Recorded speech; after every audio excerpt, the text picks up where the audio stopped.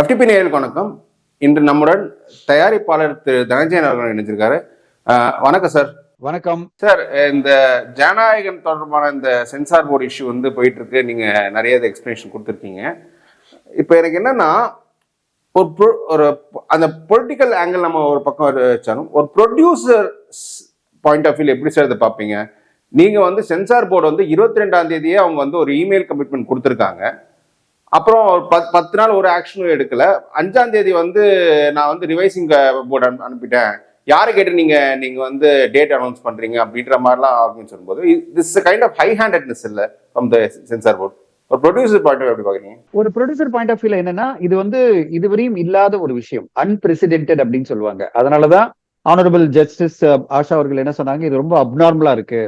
ஏன்னா இதுவரையும் நடக்காத ஒரு விஷயத்த வந்து அவங்க பண்ணியிருக்காங்க. இதுவரையும் நடக்காத விஷயம். இந்தியன் சினிமாலேயே இந்த மாதிரி ஒரு மெயில் அனுப்பிச்ச பிறகு ஒரு தயாரிப்பாளருக்கு ஒரு மெயில் வருது, உங்க படம் வந்து சென்சர் தணிக்கை செய்யப்பட்டு விட்டது, UA சான்றிதழ் நாங்க கொடுக்க ரெடி ஆயிட்டோம், 16+ கொடுக்க போறோம், அதோட முக்கியமா இத்தனை கட்ஸ் நாங்க கொடுத்துருக்கோம், இந்த கட்ஸ் எல்லாம் பேஸ் பண்ணி நீங்க உங்க படத்தை சப்மிட் பண்ணுங்க, அதாவது கட்ஸ் எல்லாம் இம்ப்ளிமெண்ட் பண்ணி சப்மிட் பண்ணுங்க, சப்மிட் பண்ண உடனே சர்டிஃபிகேட் கொடுக்குறோம். இப்படியும் ஒரு லெட்டர் கொடுத்த பிறகு மேட்டர் இஸ் க்ளோஸ். அது பிறகு தயாரிப்பாளர் அதில் இன்வால்வ் பண்ண மாட்டாரு. நான் வந்து என்னோட படங்கள் சென்சார்ல இதுவரையும் தான் என்னோட இன்வால்மெண்ட் இருக்கும். ஏதாவது அந்த மெயில் லிஸ்ட் வரணும் என்னுடைய மெயில் ஐடிக்கு, அது வரையும் தான் நான் இன்வால்வ் பண்ணுவேன். அது பிறகு என்ன பண்ணுவேன், டைரக்டர் கிட்டயும் என்னுடைய ப்ரொடக்ஷன் மேனேஜர் சொல்லுவேன், அப்பா போய் சப்மிட் பண்ணிட்டு சர்டிஃபிகேட் எப்போ ரெடி சொல்லி வேணுந்துரு. நான் many times authorisation letter production manager கொடுத்து நீ வேணுந்துருப்பா சொல்லுவேன். ஏன்னா அதுல இன்வால்வே பண்ண மாட்டேன். ஏன் டென்ஷன்லாம் பிசினஸ் பண்ணணும், ரிலீஸ் பண்ணணும், அதுல பெரிய டென்ஷன் போயிட்டு இருக்கும். இது வந்து இவ்வளவு பெரிய இஷ்யூவா மாறுமா அப்படின்றது இதுதான் ஃபர்ஸ்ட் டைம் எல்லா தயாரிப்பாளரும் பார்த்து ஷாக் ஆகுறாங்க. ஏன்னா முடிஞ்சு போச்சு நினைச்ச ஒரு விஷயத்த நான் மீண்டும் தோண்டி எடுப்பேன். தோண்டி எடுத்து அதுல நான் வந்து ஒரு மெம்பர் கம்ப்ளைண்ட் பண்ணியிருக்காரு, அந்த மெம்பர் கம்ப்ளைண்ட் பண்ணதுட்டு எனக்கு வேற வழியே கிடையாது, நான் வந்து ரிவைசிங் கமிட்டி நானே சுமோட்டோவா போவேன். இதுவரையும் சுமோட்டோ பவர் அப்படின்றத வந்து அவங்க சினிமா இண்டஸ்ட்ரியில யூஸ் பண்ணதே கிடையாது. அந்த ரூல் 24/13 சுமோட்டோ பவர் என்ன சொல்லுதுன்னா, இன்கேஸ் எக்ஸ்ட்ரீம் சிச்சுவேஷன்ல சேர்பர்சன், அதாவது chairman can use the suo motu power. எங்க எக்ஸ்ட்ரீம் சிச்சுவேஷன்? இதுல எக்ஸ்ட்ரீம் சிச்சுவேஷனே இல்லையே. என்னன்னா இது நார்மல் சிச்சுவேஷன். நீங்க ஆல்ரெடி சென்சர் பண்ணிட்டீங்க, அது கன்ஃபர்மேஷன் மெயில் கொடுத்துட்டீங்க. இப்போ எங்க பண்ணிருக்கலாம், இன்கேஸ் அவங்களுக்கு இந்த மாதிரி பண்ணணும்னு நினைச்சிருந்தாங்கன்னா, அந்த மெயில் வரதுக்கு முன்னாடி அவங்க பண்ணிருக்கேன். 22ஆம் தேதி மெயில் அனுப்பிச்சாங்க பாத்தீங்களா, 24ஆம் தேதி இவங்க சப்மிட் பண்றாங்க, அதாவது கட் லிஸ்ட் சப்மிட் பண்றாங்க. 22ஆம் தேதி மெயில் வரதுக்கு முன்னாடி அவங்க வந்து ஒரு சுமோட்டோ பவரை யூஸ் பண்ணி எக்ஸாமினிங் கமிட்டி இதை சொல்லியிருந்தாலும் எங்களுக்கு ஒரு கம்ப்ளைண்ட் வந்திருக்கு, அந்த எக்ஸாமினிங் கமிட்டில இருந்து ஒரு மெம்பர் எங்களுக்கு கம்ப்ளைண்ட் அமைச்சிருக்காரு, அதனால எங்களால இதை ஏத்துக்க முடியாது, ரிவைசிங் கமிட்டி போறோம்னு சொன்னா நம்ம இதை கொஸ்டின் பண்ண முடியாது. ஏன்னா அவங்களுக்கு அந்த பவர் இருக்கு. ஏன்னா சென்சர் கன்ஃபர்மேஷன் அவங்க ஒன்றும் கொடுக்கல, டிஸ்கஷன் தான் பண்ணியிருக்காங்க, எக்ஸாமினிங் கமிட்டி டிஸ்கஷன் தான் பண்ணியிருக்காங்க. அப்படின்ற ஒரு இதுவாக நம்ம ஏத்துக்கலாம் மனசார. ஓகே ஃபைன், அவங்க கன்ஃபர்மேஷன் வரல இல்ல மெயில், அதுக்கு முன்னாடி அவங்க வந்து இந்த மாதிரி ஒரு டிஸ்கஷன் பண்ணிட்டாங்க, ஒரு அவங்களுக்குள்ள ஒரு மெம்பர் அப்செக்ட் பண்றாரு, அதனால இது நடக்குதுன்னு சொல்லி ஒத்துக்கலாம். இப்போ நடந்த விஷயத்த நம்மளால ஏத்துக்க முடியாத காரணம் என்னன்னா, நம்மளுக்கு லெட்டர் வந்துருச்சு. இது எப்படின்னா, உங்களுக்கு அப்பாயின்மெண்ட் லெட்டர் கொடுத்துட்டாங்கப்பா, நீங்க அப்பாயின்மெண்ட் லெட்டர் கொடுத்துட்டு நீங்க வந்து ஜாபுக்கு ஜாயின் பண்ண நினைக்கும் போது திடீர்னு வந்து ஒருத்தர் சொல்றாரு, இல்ல சார் எங்க கமிட்டியில ஒருத்தர் 3 பேர் இன்டர்வியூ கமிட்டியில ஒருத்தர் அப்செக்ட் பண்ணிட்டாரு, அதனால உங்க ஜாபை நாங்க ரிவோக் பண்றோம்னா எப்படி இருக்கும் உங்களுக்கு?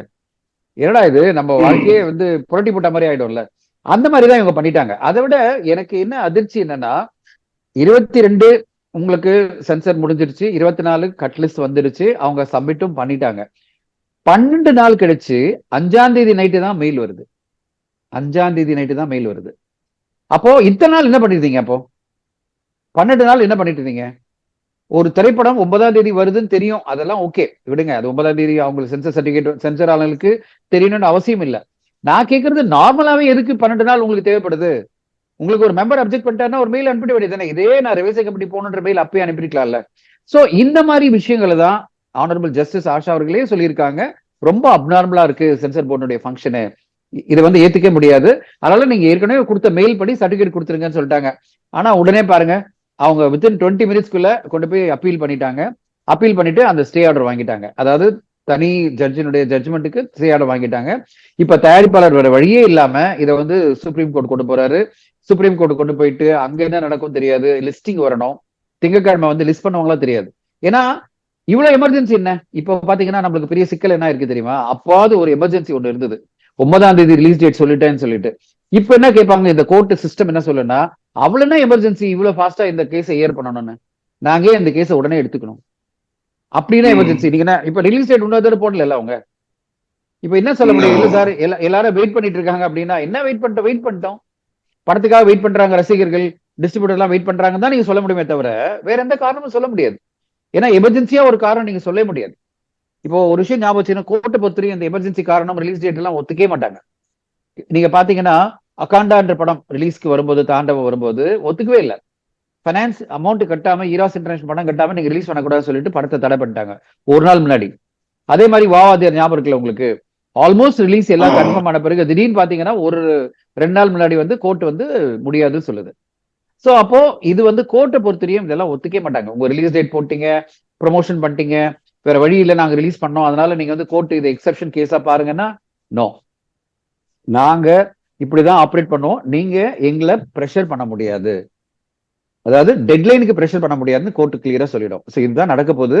இப்போ நாளைக்கு நான் வந்து திரு கார்த்திகேயன் அப்படின்ற ஒரு லாயர் வந்து ரொம்ப அருமையா இன்னைக்கு ஒரு வீடியோ வந்திருந்தது, நான் பார்த்தேன். ஒரு 12 நிமிஷம் அழகா எக்ஸ்பிளைன் பண்ணியிருந்தாரு, கோர்ட் ப்ரொசீடிங் பத்தி எக்ஸ்பிளைன் பண்ணாரு. அவர் என்ன சொல்றாரு, இப்ப என்ன எமர்ஜென்சி ரீசனா தயாரிப்பாளர் சொல்ல முடியும், சுப்ரீம் கோர்ட்ல போயிட்டு உடனே கேஸை ஹியர் பண்ணுங்கன்னு சொல்லிட்டு. சுப்ரீம் கோர்ட் சொல்ல, எங்களுக்கு இவ்வளவு கேஸ் இருக்கு, எதுக்கு உங்க கேஸ் ப்ரையாரிட்டி எடுக்கணும், கொஞ்சம் வெயிட் பண்ணுங்க அப்படின்னாங்கன்னா எத்தனை நாள் வெயிட் தெரியாது. ஹியரிங் வரலாம், 2 நாள் கழிச்சு வரலாம், 4 நாள் கழிச்சு வரலாம், 10 நாள் கழிச்சு வரலாம். அது நம்ம வெயிட் பண்ணி தான் ஆகணும். ஒரு ஹியரிங் மட்டும் ப்ரையாரிட்டியில எடுத்துட்டாங்கன்னா நம்மளுக்கு எல்லாமே சால்வ் ஆயிடும். எடுக்கலன்னு சொன்னா இன்னும் டைம் எடுக்கும். அது பிறகு உடனே ஜட்மெண்ட் அவங்க கொடுக்க போறது இல்ல. அப்ப என்ன ஜட்மெண்ட் கொடுப்பாங்க தெரியாது. அது பிறகு நெக்ஸ்ட் லெவல் இந்த சென்சர் போர்டு என்ன மூவ் ஆகும் தெரியாது, எதுவுமே தெரியல. ரொம்ப அன்சர்டனான ஒரு சுச்சுவேஷன்ல கொண்டு போய் ஒரு திரைப்படத்தை, அதுவும் உலகெங்கும் பெரிய எதிர்பார்ப்புகள் ஒரு திரைப்படத்தை இந்த மாதிரி அவங்க பண்ணிட்டாங்க சென்சர் போர்டு. இது எல்லாருக்குமே அதிர்ச்சியா இருக்கு. அதனாலதான் பல இயக்குநர்கள், பாரஞ்சித்ல இருந்து மாரி செல்வராஜ்ல இருந்து கமல் சார் வந்து மிகப்பெரிய ஸ்டேட்மெண்டே கொடுத்திருக்காரு. எந்த அளவு வந்து இந்த சென்சர் போர்டு இன்னைக்கு வேற எக்ஸ்ட்ரீம் வேற மாதிரி ரியாக்ட் பண்ணிட்டு இருக்காங்கன்னு. இவங்களெல்லாம் தாண்டி ஆனரபிள் சிஎம் திரு மு க ஸ்டாலின் அவர்கள் என்ன சொல்லிட்டாரு, அதாவது இதுவரை இந்த மாதிரி சென்ட்ரல் ஏஜென்சி இருந்தா இப்ப வந்து சிபிஐ மாதிரி இருந்த மாதிரி இவங்க வந்து சிபிஎஃப்சி யூஸ் பண்ண ஆரம்பிச்சிட்டாங்க படங்களுக்கு எதிராக அப்படின்னு சொல்லிட்டாரு. சோ இந்த அளவு ஒரு திரைப்படத்துக்கு ஏன் இவங்க எதிர்ப்பு காமிக்கிறாங்க அப்படின்றது யாருக்குமே புரியல. சார் இதுல வந்து என்னன்னா, அவங்க கோர்ட்ல வந்து அந்த சென்சார் போர்டு தரப்புல குறிப்பிட்ட ஒரு வாதம் தான் அதிர்ச்சிகரமா இருக்கு.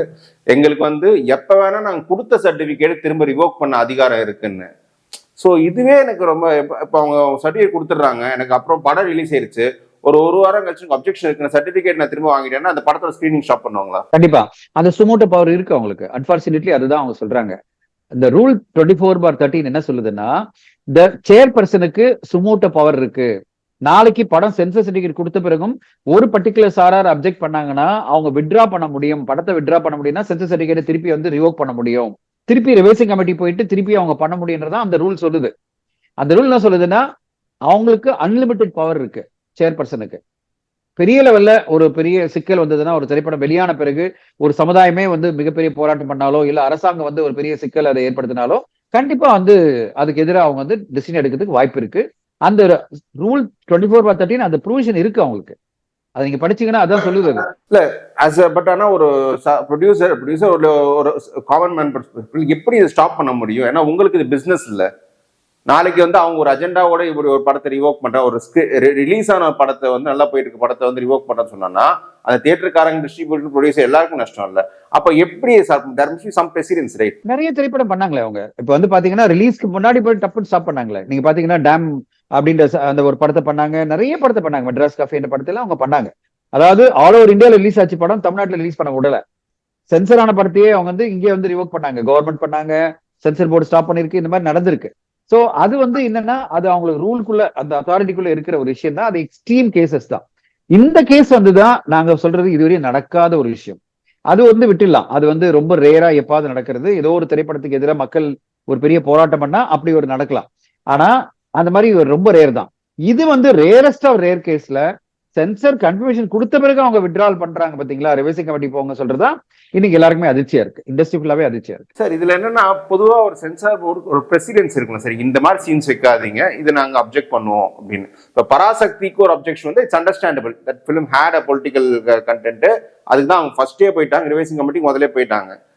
இப்போ இந்த மாதிரி ஒரு பியூர் கமர்ஷியல் படத்துல வந்து எந்த சீன்ஸ் வைக்க கூடாது, நீங்க ஃபர்ஸ்டே இது பண்ணிட்டீங்கன்னா நாங்க முதல்ல நாங்க எங்க ஒர்க் ஸ்மூத்தா போயிடும் அப்படின்னு அந்த மாதிரி பிரசிடென்ஸ் எதுவும் செட் பண்ண மாட்டாங்களா? இல்ல, இந்த திரைப்படம் பொறுத்தவரை அந்த மாதிரி எதுவுமே கிடையாது. அதாவது பராசக்தியில வந்து அரசியலா நிறைய விஷயங்கள் இருக்கு, ஓகேங்களா. ஆனா அந்த அரசியல் பாத்தீங்கன்னா அது இந்தி எதிர்ப்பு அப்படின்னு கிடையாது, அது இந்தி திணிப்புக்கு எதிராக தான். ரெண்டாவது, அந்த படம் ஃபுல்லாவே காங்கிரஸ் கவர்மெண்ட் அந்த காலத்துல என்ன படிச்சுட்டு தான் சொல்லியிருக்கே தவிர அது வந்து பிஜேபிக்கு எதிராக எதுவும் சொல்லல. அதாவது பிஜேபி ஏதோ பண்ண மாதிரி அந்த படத்துல எதுவுமே இல்ல. அதனால சென்சார் போர்டுக்கு வந்து அது அகேன்ஸ்டா அது பார்க்கல அவங்க. அவங்க என்னன்னா இந்தி எதிர்ப்பா இருக்கிற வசனங்களை ரொம்ப மியூட் பண்ணிட்டாங்க. ஆனா என்ன நடந்ததுன்னா, இங்க நாங்க ஓவர்சீஸ்ல நான் படம் பார்த்தோம், நானும் என் ஃபேமிலி எல்லாம் படம் பார்த்தோம். இன்னைக்கு இன்ஃபேக்ட் வந்து என்னோட ஃபேமிலி 2வது தடவை போனாங்க இன்னைக்கு. ஏன்னா அந்த அளவு அந்த படம் பிடிச்சிருந்தது அவங்களுக்கு. ஏன்னா இங்க எடிட் பண்ணல, மியூட் பண்ணல, அந்த மாதிரி எந்த ஒரு கிராபிக்ஸ்ல எரேஸ் எல்லாம் பண்ணல. அப்சல்யூட்லி இம்பாக்ட்ஃபுல்லா இருந்தது படம். ரொம்ப என்கேஜிங்கா, எல்லுமே நம்ம வந்து தீ பரவட்டம் தான் டயலாக் வருது, அங்க நீதி பரவட்டம் வருது, இல்ல இங்க தீ பரவட்டம் வருது. சோ அந்த மாதிரி ஒரு படத்தை வந்து நீங்க ஓரளவாவது சொல்லலாம். ஓரளவு நீங்க வந்து இது கவர்மெண்ட்டுக்கு எதிரான ஒரு படம், அதாவது இந்தின்றது இன்னைக்கு வந்து சென்ட்ரல் கவர்மெண்ட் ரொம்ப தீவிரமா இம்ப்ளிமெண்ட் பண்ணிட்டு இருக்கு. ஏன்னா மும்மொழி கொள்கையை பாக்குறீங்களா நீங்க, தமிழ்நாட்டுல வந்து மும்மொழி கொள்கை வரலன்றதுக்காக அவங்களுக்கு வந்து பெரிய நிதியை அலோகேட் பண்ணல. சோ அந்த மாதிரி பல விஷயங்கள் வந்து அந்த படத்துல இருக்கு. அந்த படத்துக்கு ஏன் சென்சர் அவங்க வந்து கிளியரா வேற வழி இல்லாம எல்லாம் கொடுத்தாங்கன்னா, அவங்க ப்ராசஸ் படி என்ன பண்ணிட்டாங்க, ரிவைசிங் கமிட்டி சொன்னோன்னே ரிவைசிங் கமிட்டி உடனே போயிட்டாங்க. அவங்க ரிவைசிங் கமிட்டி போயிட்டு அந்த ரிவைசிங் கமிட்டில இவ்வளவு கட்ஸ் கொடுத்துருக்காங்க, 25 கட்டு கொடுத்துருக்காங்க. அந்த 25 கட்டு அவங்க ஏத்துக்கிட்டு வேற வழி இல்லாம அக்செப்ட் பண்ணிட்டு படத்தை ரிலீஸ் பண்ணிட்டாங்க. இன்ஃபேக்ட் நிறைய பேர் என்னோட நண்பர்கள்லாம் வந்து இந்தியால இருந்து கால் பண்ணவங்க எல்லாம் சொன்னது ஒரே விஷயம் என்னன்னா, சார் நீங்க லக்கி, உங்களுக்கு வந்து நிறைய ஒரிஜினல் வெர்ஷனை பாத்துட்டீங்க, இங்க இவ்வளவு மியூட் பண்ணிருக்காங்க, பல விஷயங்கள் டயலாக் வந்து அப்படியே மியூட்டா இருக்கு, அவங்க பேசுறதே கேட்க மாட்டேங்குது எங்களுக்கு அப்படின்னு சொன்னாங்க. இப்போ ஜனநாயகம் எடுத்தீங்கன்னா அந்த மாதிரி இது வந்து ஒரு அரசியலுக்கு எதிராகவோ அரசாங்கத்துக்கு எதிராகவோ எதுவுமே கிடையாது, மொழிக்கு எதிராகவோ எதுவுமே கிடையாது. இது கிளியர் கட்டா ஒரு வெகுஜன சினிமா, கமர்ஷியல் என்டர்டெய்னர். இந்த கமர்ஷியல் என்டர்டெய்னர்ல அவங்க பிடிச்ச ஒரே ஒரு பாயிண்ட் என்னன்னா, ஓம் அப்படின்ற ஒரு விஷயத்த சவுண்ட வந்து யூஸ் பண்ணிருக்காங்க. ஓம்ன்றது வந்து ரிலீஜியஸ் சென்டிமெண்ட்டுக்கு எதிராக ஒரு விஷயம், அதை ஒண்ணு சொல்லியிருக்காங்க. அடுத்ததா ஆர்மியை வந்து இவங்க வந்து தப்பான இதுல வந்து ஒரு லோகோ யூஸ் பண்ணிருக்காங்க. இதெல்லாம் ஒரு ரீசனா நினைச்சு பாருங்களேன். ஓம்ன்றது வந்து நீங்க மாத்திக்கும் சொல்லலாம்ல, ஒண்ணுமே கிடையாது. கட்லிஸ் 25 கட்லிஸ், இன்ஃபேக்ட் ஜனநாயகம் படத்துக்கு 27 கட்டு கொடுத்துருக்காங்களாம். அது வந்து ஆக்ஷன் சீக்வன்ஸ்க்காக, நிறைய ஆக்ஷன் இருக்கு, நிறைய பிளட் இருக்குன்னு சொல்லிட்டு. இப்ப 27 கட்டு கொடுத்தவங்க இது 2 கட்டு கொடுத்துட வேண்டியதானே. ஓம்னு எங்கெல்லாம் வருதோ அதை வந்து மாத்துங்க, வேர்டை சவுண்ட்ல மாத்துங்கன்னு சொன்னா பண்ணிட்டு போறாங்க மியூசிக் டைரக்டர். அடுத்ததா இந்த ஆர்மியினுடைய எம்பளம் வந்து தப்பா இருக்குன்னு சொன்னா ஆர்மி எம்பளத்தை மாத்திருக்க போறாங்க. சோ இது வந்து பெரிய விஷயமே கிடையாது, இது அரசாங்கத்துக்கு எதிரான ஒரு விஷயமே கிடையாது. இது வந்து வேற காரணங்களுக்காக தான் இந்த படத்தை வந்து 12 நாள் கழிச்சு ரிவைசிங் கமிட்டி போகலாம்னு சொல்லியிருக்காங்க. வேற காரணங்கள் தான். இது வந்து படத்துல எந்த பிரச்சனையுமே கிடையாது. படத்துல இருக்கிற பிரச்சனை அவங்க 27 கட்ட ஒத்துக்கிட்டு சப்மிட் பண்ணிட்டாங்க அவங்க. அதனால அந்த பிரச்சனையே கிடையாது. இது வந்து ஃப்ரிவிலஸ் ரீசன் சொல்லுவாங்க. அதாவது ஓம் அதனால வந்து ரிலீஜியஸ் சென்டிமெண்ட் சொல்றதும், இல்ல வந்து இந்த ஆர்மி வந்து இது வந்து பர்மிஷன் வாங்காம யூஸ் பண்ணிருக்காங்க அப்படின்றதெல்லாம் ஒரு ஃப்ரிவிலஸான ஒரு காரணம் தான். அதை ஈஸியா கட்லிஸ்ட்ல ஆட் பண்ணி அதை வந்து டைரக்டர் கிட்ட சொல்லியிருக்கலாம், இதெல்லாம் மாத்தி கொடுங்கன்னா அவர் பண்ணியிருக்க போறாரு. அது வந்து முக்கியமான காரணமா நான் பார்க்கல. இது வேற ஒரு காரணம் இருக்கு. இன்னைக்கு திரு ரங்கராஜ் பாண்டே அவர்கள் பேசும்போது சொல்றாரு, இந்த படத்துக்கு ஏன் இவ்வளவு தூரம் பண்ணியிருக்காங்க இந்த கவர்மெண்ட் அப்படின்னு சொல்லிட்டு. சோ இது வந்து ஒரு அரசாங்கம் இந்த படத்தை வந்து என்ன மாதிரி ஒரு த்ரெட்டா பாக்குதா, இல்ல இந்த படம் வெளிவரக்கூடாதுன்றதுக்காக அதுக்கு என்னென்ன தடைகளை, வெளிவரனா இப்ப வெளிவர வேண்டாம், அப்புறம் கொஞ்ச நாள் கழிச்சு வரலாம் அப்படின்றதுக்காக பண்றாங்களா நம்மளுக்கு தெரியல. உண்மையான காரணம் என்னன்னு தெரியல. ஆனா இவ்வளவு ஃபோர்ஸ்ஃபுல்லா ஒரு அட்டர்னி ஜெனரல் ஆஃப் இந்தியாவே வந்து இந்த கேஸை வந்து ஆன்லைன்ல அப்பியர் ஆகிறாரு, டிஃபெண்ட் பண்றாரு, சென்சர் போர்டுக்கு சப்போர்ட்டா அவர் வந்து டிஃபெண்ட் பண்றாருன்னா அப்ப எவ்வளவு முக்கியத்துவம் இந்த சென்சர் படத்துக்கு, இந்த படத்துக்கு சென்சர் வரக்கூடாதுன்றதுக்கு அவங்க எவ்வளவு தீவிரமா இயங்குறாங்கன்னு உங்களுக்கு தெரியும். சார் எனக்கு ஜஸ்ட் ஒரு கியூரியாசிட்டி சென்சார் ப்ராசஸ் பத்தி தெரிஞ்சுக்கிறதுக்கு, ஏர்லியர் நான் நினைக்கிறேன் ஒரு ப்ராசஸ், சப்போஸ் எனக்கு யூ வேணும்னா எனக்கு வந்து இவ்வளவு கட்ஸ் போதும்னு, யூ பார் எனக்கு இப்போ நீங்க 27 கட்ஸ் சொல்றேன், இப்போ நீங்க 27 கட்ஸ் கொடுத்தா இது இல்லாட்டி உங்களுக்கு யூ சர்டிஃபிகேட்னா இன்னும் நான் 10 கட்ஸ் சேர்த்துறேன், இது இந்த 37 கட்ஸ் இருந்தால் யூ சர்டிஃபிகேட் கொடுக்குறேன் அப்படி இருக்குமா, இல்ல நீங்க 27 கட்ஸ் ஏத்துக்கிட்ட நீங்க கட் பண்ண மாட்டேன்னா ஏ சர்டிஃபிகேட் கொடுப்பேன் அப்படின்னு அப்படி வருமா? இல்ல அப்படி மூணு பேர்லாம் கொடுக்க மாட்டாங்க, 2 ஆப்ஷன் தான். என்ன சொல்லியிருப்பாங்க, இப்ப இருக்கிற இந்த வயலன்ஸ்க்கு நாங்க ஏ சர்டிஃபிகேட் கொடுக்குறோம். இப்ப கூலி படத்துல ஞாபகம் இருக்கா உங்களுக்கு, ஏ சர்டிஃபிகேட் கொடுக்குறோம், நீங்க யூஏ வேணும்னு சொன்னா இத்தனை கட்ஸ் நான் கொடுப்போம். இப்ப கூலி படத்துல நடந்த நிகழ்வு என்னன்னா, வேற வழி இல்ல, அவங்க அத்தனை கட்ஸ் சொன்னாங்க. அது அந்த படத்துல வந்து எக்கச்சக்கமான கட்ஸ் கொடுத்தாங்க. அதை லோகேஷ் கனகராஜ் ஏத்துக்க முடியல. அவர் சொன்னார், சார் இத்தனை கட்டு கொடுத்தீங்கன்னா எங்களால வந்து இந்த படத்தை வந்து சரியா பிரசன்ட் பண்ண முடியாது. ஏன்னா அவங்க என்ன சொல்லிட்டாங்க, யூஏ கொடுத்தோம்னா அதுல அந்த ஒரு சேரை வச்சுக்கிட்டு ஒரு இது பண்ணாங்க பாத்தீங்களா, பர்ன் பண்ற சீன்லாம் இருந்து பாத்தீங்களா, அதெல்லாம் வந்து குழந்தைகளை பாதிக்கும், அதனால வந்து நீங்க ஏ சர்டிஃபிகேட் தான் கொடுப்போம் ரொம்ப பிடிவாதம் பண்ணிட்டாங்க. இப்ப கூலி படத்துக்கு ஏ கொடுத்ததுனால அந்த படத்துக்கு வந்து பெரிய லெவல்ல வருஷம் அந்த ஃபேமிலி வர முடியல, உங்களுக்கே தெரியும். ஏன்னா ரஜினி சாருக்கு இருக்கிற அந்த மாசுக்கு வந்து ஃபேமிலி எல்லாம் உள்ள வர முடியாததுக்கு ஒரு முக்கியமான காரணம், ஒரு கிட்டத்தட்ட என்னுடைய கணிப்புல வந்து 150-200 கோடி ரெவன்யூ போனது காரணமே வந்து ஏ சர்டிஃபிகேட். சோ அந்த படத்தை அவ்வளவு பேர் பாக்கணும்னு ஆசைப்பட்டாங்க. ஏ சர்டிஃபிகேட்டை வந்து ப்ரமோட் பண்ணாங்க இவங்க தியேட்டருங்களாம். நிறைய தியேட்டர்ல வெளியில போர்டு எல்லாம் வச்சு ஏ சர்டிஃபிகேட் படம் நாங்க 18 வயசுக்கு உள்ள விட மாட்டோம் அப்படிலாம் ரொம்ப தீவிரமா வந்து அந்த படம் அவ்வளவு ரீச் ஆகக்கூடாதுன்னு பெரிய பேர் பெரிய லெவல்ல நடந்தது. அதனால என்ன ஆச்சு, ஃபேமிலி வரல. அந்த எக்ஸ்பீரியன்ஸ் முன்னாடி இருக்கு, தயாரிப்பாளருக்கு நல்லா தெரியும். கூலி படத்துல இவ்வளவு தடவை விஷயம் நடந்திருக்கு, நம்ம ஏ சர்டிஃபிகேட் மட்டும் போட்டோம்னா கூலி பண்ண மாதிரியே நம்மளுக்கு பண்ணிடுவாங்க, நம்மளுடைய கலெக்ஷன் பாதிக்கப்படும் தான் அவர் யூஏ ஒத்துக்கிட்டார். சரி, நான் யூஏ ஒத்துக்கிறேன்னு சொல்லும் போது பெரிய லிஸ்ட் கொடுக்குறாங்க, 27 கட் லிஸ்ட். அந்த 27 கட் லிஸ்டும் பெரிய லெவல கட் லிஸ்ட். அதாவது இத்தனை ஆக்சுவல் இதை குறை, இதை பிளட் குறை, இந்த கத்திங்க வெட்டுறத குறை, இந்த கழுத்தை வெட்டுறத குறை அப்படின்னு பெரிய லிஸ்ட் கொடுத்துட்டாங்க. சரி, இதெல்லாம் ஏத்துக்கிட்டு அந்த தயாரிப்பாளரும் இயக்குனரும் ஓகேன்னு சொல்லிட்டு அவங்க சப்மிட்டும் பண்ணிட்டாங்க. மேட்டர் முடிஞ்சிச்சு. ஆக்சுவலி பாத்தீங்கன்னா எல்லாமே ஓவர், சென்சர் சர்டிஃபிகேட் கொடுக்க வேண்டியதுதான் பாக்கி. அப்போ உட்கார்ந்துகிட்டு இதுல இல்லாத, இந்த கட் லிஸ்ட் இல்லாத ஒரு 2 விஷயத்தை அவங்க ஆட் பண்றதுதான். அதுக்கு வந்து கட் லிஸ்ட்ல ஆட் பண்ணிருக்கலாமே அடிஷனலா 2. அதை விட்டுட்டு நான் இதுக்கு ரிவைசி கமிட்டி போறதுக்கு என்ன காரணம், ரிவைசி கமிட்டி போறேன்னு என்ன சொல்லிருக்கலாம்னா, இது வந்து இந்த தேசிய ஒருமைப்பாட்டுக்கு எதிரான ஒரு படம், இது வந்து இந்த இந்திய நாட்டினுடைய ஒற்றுமைக்கு எதிரான ஒரு படம் அப்படின்னு ஏதாவது ஒரு காரணம் சொல்லி அதுக்காக ரிவைசிங் கமிட்டி போனாலும் நம்ம ஏத்துக்கலாம். அவங்க சொல்லி இருக்கிற காரணம் பாத்தீங்கன்னா நம்மளால ஒண்ணுமே என்ன சொல்றதுன்னே தெரியல. அதுல வந்து ஓம்ன்றதை யூஸ் பண்ணிட்டாங்க, ரிலீஜியஸ் சென்டிமெண்ட் பிளஸ் வந்து ஆர்மினா, இதுதான் பெரிய பிரச்சனை. இது வந்து கட்லிஸ்ட்ல இம்ப்ளிமெண்ட் பண்ண வேண்டியதுதானே அப்படிதான் நம்மளுக்கு தோணுதே தவிர, இது எந்த வகையில தேசிய ஒருமைப்பாடுக்கு எதிரான ஒரு படம், இது எந்த வகையில வந்து நாட்டினுடைய ஒற்றுமையை குலைக்கிற மாதிரி ஒரு படம், எதுக்காக இவ்வளவு பெரிய ஒரு இதை வந்து ஒரு இஷ்யூ பண்ணி இன்னைக்கு வந்து ரிவைசிங் கமிட்டி போனா இவங்க புஷ் பண்றாங்க, தெரியல. சோ அதனாலதான் அப்நார்மல் அப்படின்னு ஜஸ்டிஸே சொல்லிட்டாங்க. Okay sir, thank you sir. US வந்து எங்க ஜாயின் பண்ணி கொஸ்டின் பதில் சொன்னீங்க, ரொம்ப நன்றி சார். Thank you sir. வணக்கம், தேங்க்யூ.